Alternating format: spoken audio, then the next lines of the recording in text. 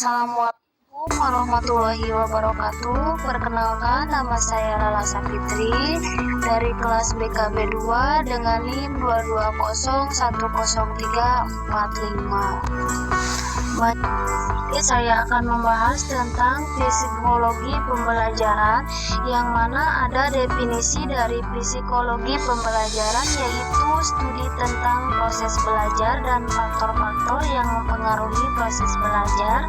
Sedangkan yang kedua ada teori belajar.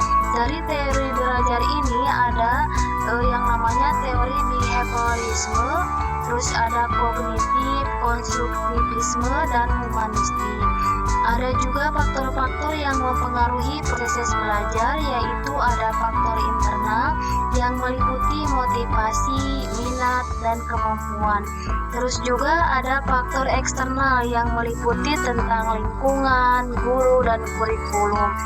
Terus juga ada proses belajar yang mana ada persepsi, penerimaan, pengolahan, penyimpanan, dan pemanggilan.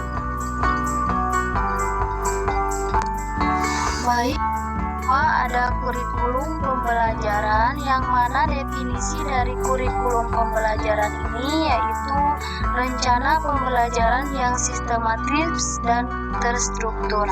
Terus juga yang kedua itu ada tujuan kurikulum, yang mana itu bisa mengembangkan kemampuan akademik, mengembangkan kemampuan sosial, mengembangkan kemampuan emosional. Terus juga ada komponen dari kurikulum. Yang pertama itu ada tujuan, materi, metode, dan evaluasi. Terus juga sedangkan dari itu ada juga jenis kurikulum, yang mana ada kurikulum nasional, kurikulum lokal, kurikulum berbasis kompetensi.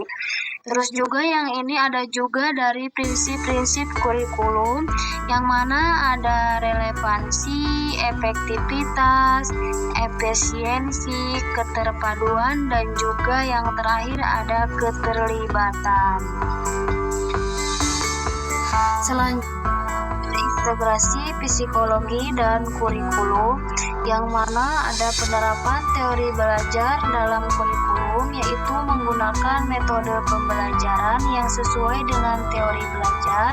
Terus juga mengembangkan kurikulum yang berbasis kompetensi. Ada juga pengembangan kurikulum yang berbasis psikologi, yaitu menggunakan prinsip-prinsip psikologi dalam mengembangkan kurikulum.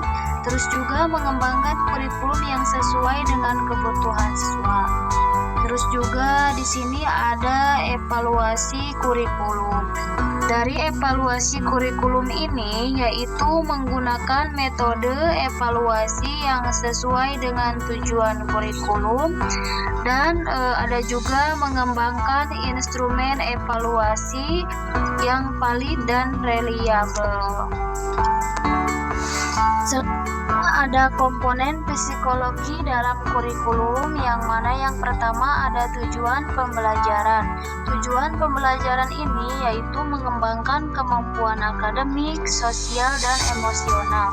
Yang kedua ada materi pembelajaran, yang mana itu disusun berdasarkan tingkat kesulitan dan relevansi.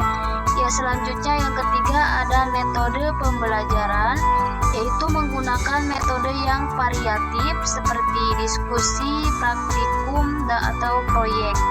Yang selanjutnya ada evaluasi pembelajaran, yang mana yaitu menggunakan metode evaluasi yang objektif dan valid. Sekian paparan materi dari saya. Wassalamualaikum warahmatullahi wabarakatuh.